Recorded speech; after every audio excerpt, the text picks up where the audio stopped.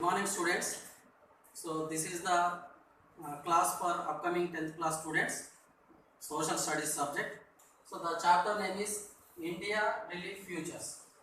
So in this chapter we are going to learn the India's relief futures.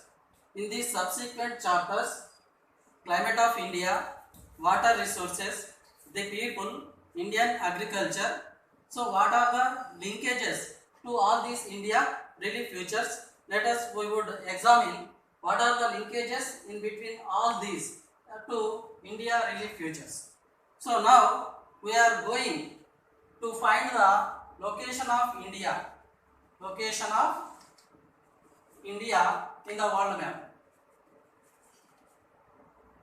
So in the world map, so where is the India in the world map? The first thing is India lies in the world map in northern hemisphere. So this is the globe. So this is the equator which is passing around the globe. So this is the 0 degree longitude, is also known as the equator. So India lies in northern hemisphere. So how to find a particular place in the world map? So already you learned in lower classes, with the help of the latitudes and longitudes, we can easily find a particular place accurately in the world map. So the latitudes, India lies in between the 8 degree 4 to 37 degree 6 northern latitudes and 68 degree 7 to 97 degree 25 eastern longitude. So India lies in between the 8 degree 4 to 37 degree 6 northern latitude and 68 degree 7 to 97 degree 25 eastern longitude. This is the location of the India in the world map. So once again I am repeating, India lies in northern hemisphere in between the 8 degree 4 to 37 degree 6 northern latitudes and 68 degree 7 to 97 degree 25 eastern longitude. So this is the location of the India.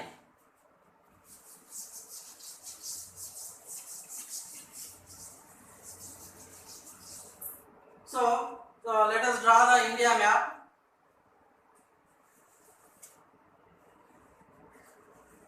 So this is the India map. So these are the longitudes.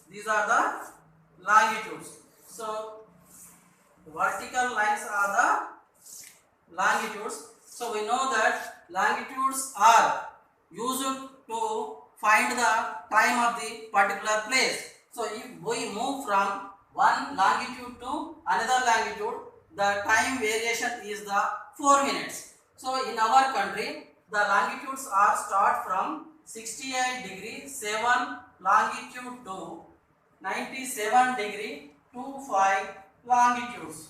So here in Arunachal Pradesh, the end of the Arunachal Pradesh, the last longitude is 97 degree 25 longitudes. So the starting from the Gujarat 68 degree 7 eastern longitude.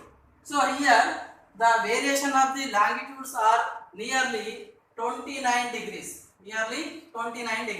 That means so each degree we move from each degree of the longitude, the time variation is the 4 minutes. If we calculate it with 4 minutes for each one longitude, so the time is 4 9 36, 4 2 8 plus 3 11. That means 116 minutes. That means 1 hour 56 minutes. So the time variation from east to west to east is 1 hour 56 minutes. So in Arunachal Pradesh, if the sun rises early morning at 5:30 a.m., so the same sun rises in Gujarat 7 hours 30 minutes. AM. So that is the time difference between the east to west. So if within the nation, if every state follows their individual time according to their longitude, so it is create lot of administration hurdle within the nation, because we are the our country is the union of the states. So our country is ruling under the control of the central government. So due to administration hurdles, if we take the different timings in different states, so due to that our Indian government took the 82.5 degrees eastern longitude is taken as the standard meridian, so which is passing through Uttar Pradesh to Andhra Pradesh, from Uttar Pradesh Allahabad to Andhra Pradesh Kakinada. So these 82.5 eastern longitude is passing through Allahabad in Uttar Pradesh and Kakinada in Andhra Pradesh. So this is the center for our country. So by that our Indian government took this 82.5 eastern longitude as the standard meridian. So this is the reference for Indian Standard Time. This is the reference for Indian Standard Time. So according to the 82.5 eastern longitude, our Indian Standard Time 82.5 eastern longitude is taken as the Indian Standard Time.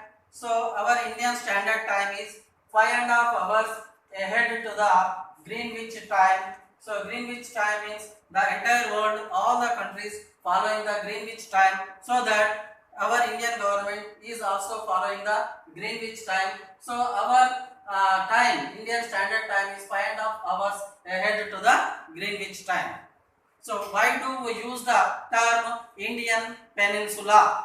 So before that, what is peninsula? So peninsula means which landmass is having three sides of the seas and one side is the land frontier. Such type of the landmass is called the peninsula. So in our Indian landmass having three sides of the water and one side is the land frontier, so that in our Indian landmass is called the Indian Peninsula. So let us draw the India map. So this is the India plateau. So we have a Bay of Bengal east side, and west side is Arabian Sea, and south side is Indian Ocean, and north side is Himalayas. So having three sides of the water and one side is land frontier, our Indian landmass is called the Indian Peninsula.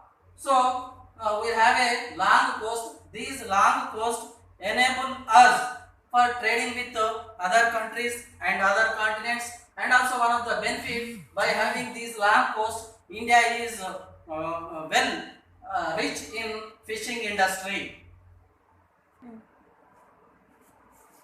So we can observe in our Indian landmass vast diversity. So that means our Indian landmass provide us vast diversity. That means we have a different climatic system in our country. So we can observe in our Indian landmass the different vegetation is also there. The vegetation is also different from north to south and east to west. So and water resources are also diversified in our country from different places. And also in our Indian landmass we can observe some of the places are plateaus, some of the places are hilly areas, some of the places are densely forest areas, some of the places are plain areas, some of the places are even in desert areas. So these type of the diversified we can observe in our Indian landmass. And also we can observe the major thing is the cropping pattern is also different, because in our Indian landmass the land forms are also different, like red soil, black soil, alluvial soil, and sandy soil, laterite soil. So such type of the different kinds of the soils are also there. So due to different kinds of the soils So the cropping pattern is also different in our country. Geological background. Geological background of our Indian landmass. So before that, so the over 200 million years ago, the world landforms are two large forms. So one is Angara land and another one is Gondwana land. So our Indian landmass in the part of the Gondwana land.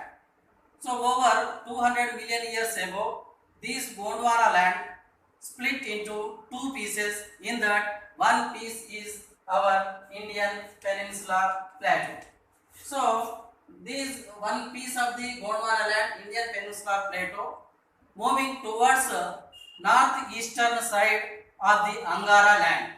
So when our Indian Peninsular Plateau moved towards the northeastern side, so there, so owing to the collide with Angara land, so by that immense compression force, so mountains evolved through folding process. So these mountains are called the Himalayas.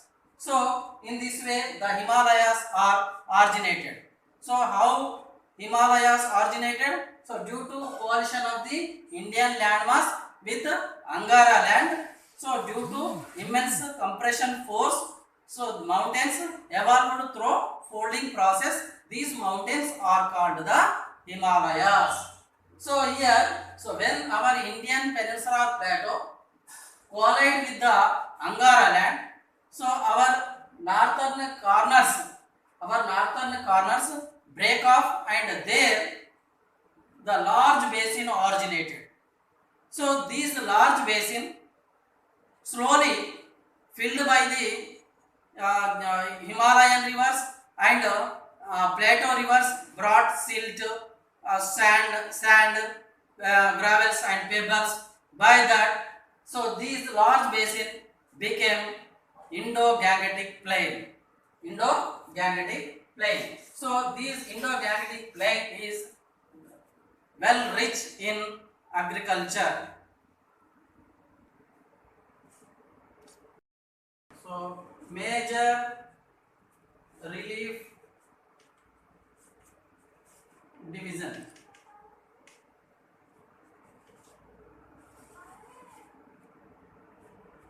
So our Indian landmass relief features can be divided into 6 parts. The one is the Himalayas. One is the Himalayas. The second one is Indo-Gangetic Plains. Indo-Gangetic Plains. The third one is the Peninsular Plateau. The fourth one is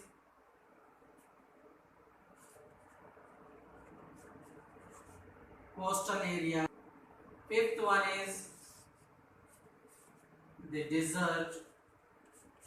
Sixth one is islands.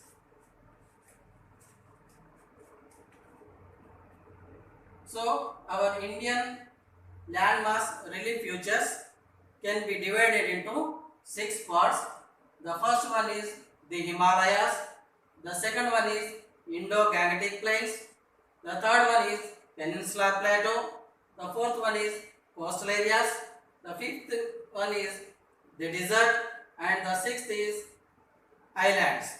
So these are the major relief divisions of our Indian landmass.